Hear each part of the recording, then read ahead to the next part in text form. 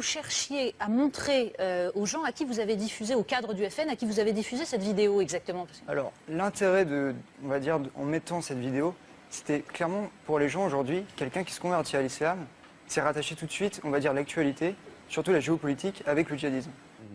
Pour moi, c'était un petit peu de montrer quelque chose d'iconoclaste, dans le sens que le Coran, finalement, on connaît, on va dire, les choses qui font polémique avec le djihad, mais ces éléments sur la science, peu de personnes les connaissent. Donc, finalement, c'était de montrer ça. Quand même, vous n'êtes pas naïf, vous savez très bien que s'il y a un parti politique où peut-être l'islam est mis un peu à distance, c'est quand même celui que vous avez choisi. Vous le savez, ça, non? Non, parce que le Front National, aujourd'hui, a vocation à rassembler tous les patriotes. Ah mais bien sûr, absolument, je conteste pas ça. Mais enfin, le Front National se déterminerait plutôt par rapport à l'Église chrétienne que par rapport au Coran. Non, non. Même. Non? Non, je suis pas d'accord là-dessus. Ah bon? Mais non, vous dites même que l'islam et le Front National ont des valeurs communes. Est-ce que vous pouvez nous expliquer ça? Oui. Dans le sens qu'aujourd'hui, le Front National, et par rapport aussi à l'islam, le Front National, il veut remettre la Banque de France en place. Si aujourd'hui on emprunte sur les marchés privés avec des taux d'usure qui sont exorbitants, ce qui a explosé, on va dire, les intérêts de la dette, et cette chose, finalement, dans le Coran, on interdit, on va dire, de prêter avec taux d'usure parce qu'on sait que ça nuit. Donc ça, c'est un premier point en commun. Après, l'autre chose que je trouve, on va dire, similaire, c'est que par la sphère médiatique, aujourd'hui, le Front National, il est diabolisé, il a été diabolisé. À chaque fois qu'ils faisaient quelque chose, on le reprenait, on mettait l'accent dessus pour, on va dire, montrer quelque chose de négatif. Et pour les musulmans, c'est la même chose. Aujourd'hui, on diabolise les musulmans. Vous savez que maintenant, quand on se convertit à l'islam, c'est non, on ne part pas faire le djihad, tout le monde est inquiété. Ouais.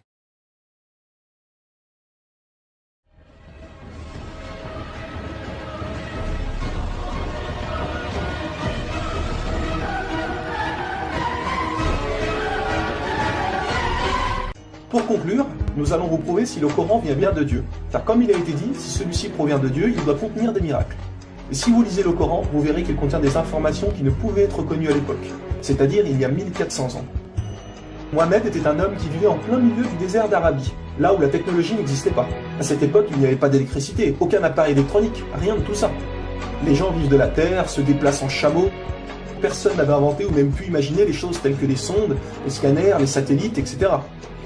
Et pourtant, dans le Coran, nous pouvons lire « Sous l'eau, il y a des endroits où il y a de l'eau douce et de l'eau salée. Et entre les deux se trouve une barrière invisible qui empêche les deux eaux de se compénétrer. C'est-à-dire que le sel de l'eau salée ne va pas dans l'eau douce. Ces barrières les empêchent. Les océanologues comme Jacques-Yves Cousteau ont découvert cela récemment grâce aux sous-marins où ils ont pu faire des prélèvements d'eau, etc. Qui, il y a 1400 ans, en plein milieu du désert, pouvait savoir qu'il y a des barrières invisibles dans l'océan? Il est écrit dans le Coran que l'univers est en expansion continuelle, c'est-à-dire que celui-ci ne cesse de grandir. Les étoiles s'éloignent les unes des autres constamment. C'est en 1920, grâce aux appareils très perfectionnés, tels que les télescopes puissants, que nous avons pu savoir que l'univers était en expansion continuelle. Qui, il y a 1400 ans, pouvait connaître cette information? Nous savons aujourd'hui que les montagnes sont comme des piliers et possèdent des racines.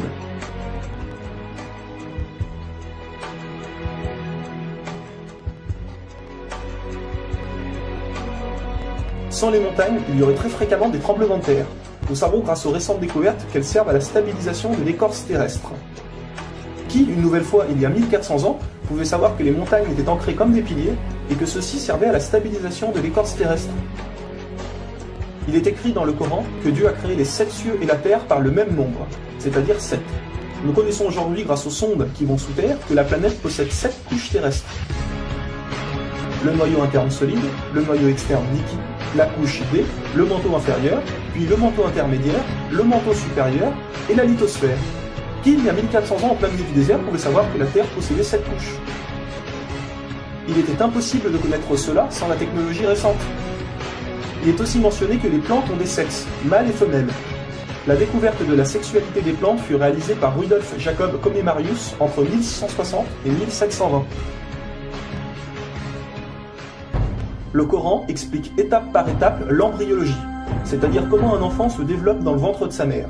Le professeur Kate Moore, qui a aussi le prix Nobel au Canada de l'embryologie, a confirmé que cela se passait exactement comme indiqué dans le Coran, et a affirmé que ces faits ne pouvaient être connus d'il y a 1400 ans, et que par conséquent, ces informations avaient été révélées à Mohammed par Dieu. Un exemple, le Coran explique qu'à un moment, le fœtus a la forme d'une sangsue dans le ventre de sa mère. Et si on regarde les images des scanners, nous nous rendons compte que l'embryon a exactement la forme d'une sangsue et qu'il s'accroche à une paroi du corps comme le fait une sangsue. Le mot le plus adapté pour décrire cela est sangsue. Vous voyez comment les versets coraniques s'accordent parfaitement avec la science d'aujourd'hui? Pour savoir cela, il a fallu attendre l'arrivée de scanners, de caméras, etc. Qui, il y a 1400 ans, pouvait décrire en détail les étapes de l'embryologie? Pour ceux qui pensent que le Coran copie certaines civilisations, il faut savoir que certaines personnes auparavant avaient fait des suppositions et avaient pensé des choses qui se sont révélées vraies, mais ont aussi fait énormément d'erreurs, et que soi-disant le Coran les avait copiées. Donc par exemple, si vous prenez un mauvais élève qui copie sur un bon élève, si le bon élève a 18 sur 20, est-ce que le mauvais élève va avoir 20 sur 20?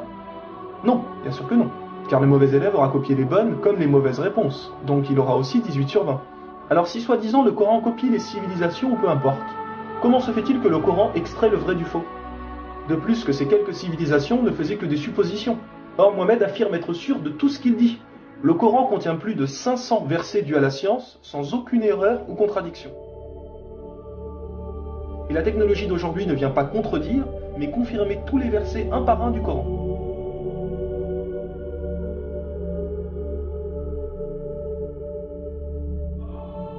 Il est écrit dans le Coran que les fourmis parlent.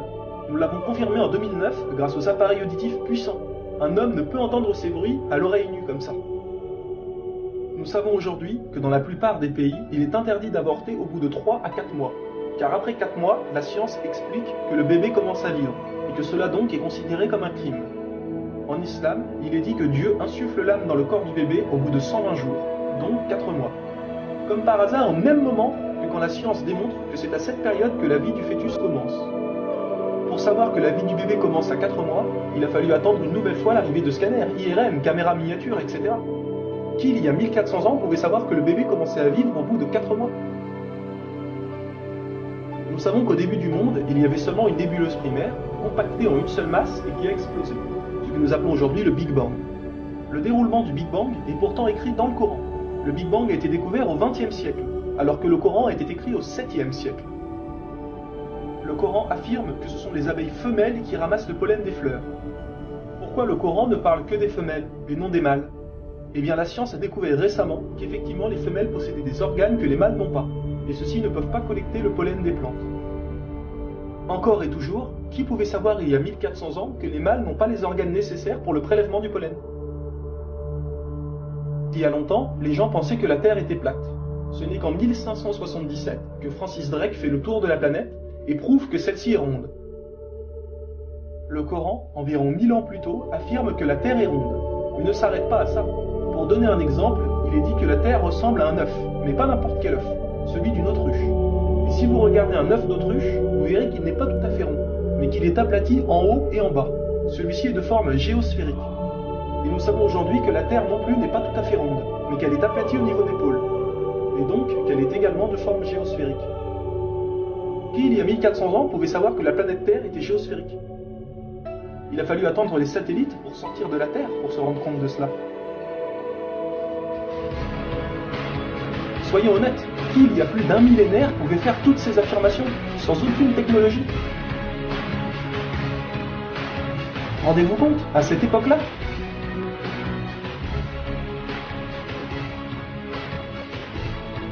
Et soyez conscients que je n'ai donné que quelques exemples. Il y a plus de 500 versets qui parlent de science sans aucune erreur.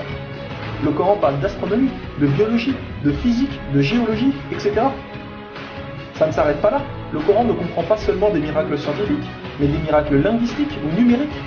Par exemple, le mot terre apparaît 13 fois dans le Coran, et le mot mer apparaît 32 fois. Additionnez 13 plus 32, cela vous donne 45. Si l'on met cela en pourcentage, 32 fois le mot mer sur 45 donne 71%. Et c'est exactement le pourcentage que la mer recouvre sur la surface de la Terre. La mer recouvre 71% de la surface de la planète. Et 13 sur 45 donne 29%. Et c'est exactement le pourcentage que représente la Terre sur la surface de la planète. Croyez-vous vraiment que cela vient du hasard? Le mot paradis apparaît 77 fois. Et devinez quoi? Le mot enfer apparaît aussi 77 fois. Le mot foi apparaît 25 fois. Le mot mécréance apparaît 25 fois. Le mot dunya, qui signifie le monde d'ici-bas, apparaît 115 fois. Akira, qui signifie le monde de l'au-delà, apparaît 115 fois. Le mot ange, 88 fois. Le mot diable, 88 fois. Les hommes, 23 fois. Les femmes, 23 fois. La vie, 145 fois. La mort, 145 fois. Bonne œuvre, 167 fois. Les péchés, 167 fois. Les 7 cieux apparaissent 7 fois. Et il y a encore plein et plein d'autres exemples.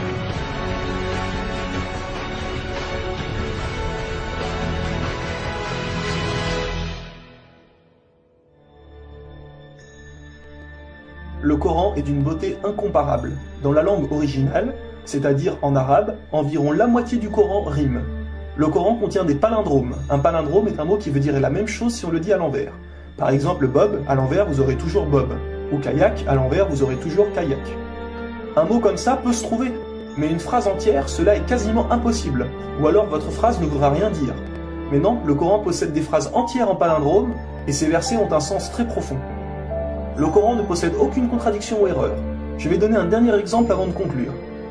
Vous allez vous rendre compte de l'extraordinaire précision du choix des mots. Dans un verset, Dieu dit qu'il n'a pas doté l'homme de 2 cœurs. Pourtant, un peu plus loin, Dieu parle aussi des femmes. Alors pourquoi il ne dit pas « je n'ai pas doté l'être humain de 2 cœurs » ? Pourquoi ne parle-t-il que des hommes, puisque les femmes sont mentionnées après ? Quand nous lisons tout le passage, nous nous rendons compte que Dieu ne parle pas au sens littéral, mais au sens figuré. Il explique que l'homme ne peut pas être croyant ou non-croyant, c'est l'un ou l'autre, les deux ne peuvent pas coexister. Ou on a la foi, ou on l'a pas. Mais si nous prenons ce verset au sens littéral, est-ce vrai ? Oui, bien sûr, l'homme ne possède qu'un seul cœur. Mais pour les femmes, elles peuvent être enceintes, n'est-ce pas ? Et quand elles sont enceintes, combien de cœurs possèdent-elles ? Vous vous rendez compte de ça ? Si Dieu avait mis l'être humain au lieu du mot homme, un petit malin aurait pu dire « Hé, il y a une contradiction ! Si on prend cette phrase au sens littéral, la femme peut avoir 2 cœurs quand elle est enceinte. » Mais non, même au sens littéral, cette critique est impossible. Que ce soit au sens littéral ou figuré, le Coran est inattaquable. Rendez-vous compte de la précision des mots. Il y a encore plein d'autres choses, mais cela prendrait énormément de temps de tout mentionner. Si cela vous intéresse, il existe de nombreuses conférences réalisées par des savants qui ont été filmées et qu'on peut trouver sur internet, telles que la parole divine de Nouman Ali Khan. Vous avez bien la preuve que le Coran ne peut que venir de Dieu et non d'un être humain. Comment se fait-il que la technologie d'aujourd'hui, la plus développée qui soit, ne puisse créer un seul animal ou plante ? Ce que Dieu a créé, nous sommes incapables de le réaliser. Tout ce que nous construisons ne sont rien en réalité face à la nature. Dieu dit dans le Coran, pour ceux qui recherchent des preuves, regardez autour de vous, regardez la nature, l'être humain, l'eau, le soleil. Il y a là des preuves pour ceux qui réfléchissent.